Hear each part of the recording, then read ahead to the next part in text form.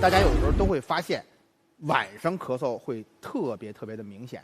为什么？啊，这里边有这么几个原因。第一条呢，首先就是咳嗽造成这种咳嗽不容易好的原因，常见的有几种疾病啊。刚才说过，有上气道咳综合征，又叫鼻后滴漏综合征。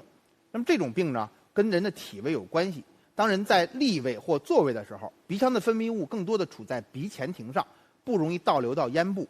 它蓄积到一定程度有可能会倒流。但是当你躺在那儿的时候，你的体位变化了，这些分泌物很容易通过鼻咽部倒流到嗓子，对嗓子进行一轮新的刺激。这个时候就特别容易出现诱发躺下以后的咳嗽。所以夜间平卧以后，慢慢的分泌物流下来了，你的咳嗽症状可能会重。这是第一点。第二点呢，就是胃食管反流相关的咳嗽。胃食管反流的人在立位的时候，因为食管在上，胃在下，胃里边的反流的情况呢，胃酸并不是很容易能反到这个食道和进到咽部的这种情况。但是当你躺下来以后，食道和胃处在同一个层面上，这个时候如果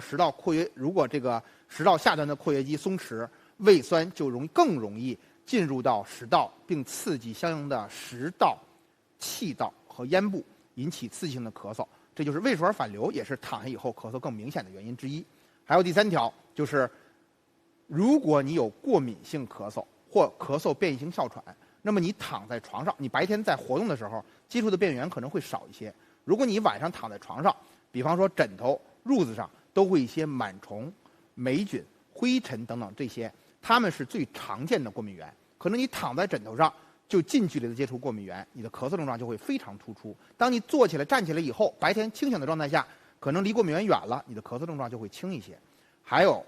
就是咳嗽变异性哮喘这一类的咳嗽，它本身的特点就是在夜里12点钟以后1、2点钟、2、3点钟发作明显，经常会有这一个时段的咳醒，这也是造成夜间咳嗽的一个主要原因。最主要的还有一个原因就是说，当咱们立位的时候、立位或者坐位的时候，咱们的膈肌是下垂的，胸腔的容积是增大的。那么这个时候呢，咱们每次咳嗽都是非常有效率的，每次咳嗽都会有很多的气体能够把这个痰排出来，因为咳嗽就是一个排出异物的一个祛痰的一个正常反射。但是当咱们躺在那儿的时候，咱们的膈肌上抬，腹腔脏器压迫了肺脏，你每次呼吸的气体都会比白天站着的时候要少一些。这时候咳嗽排出的气体要少，咳嗽的效率低下，你不能很好的把痰排出来。白天用1口能咳嗽的痰，你晚上可能要3、5口才能咳嗽出来，所以才会显得夜里咳嗽会更突出一些。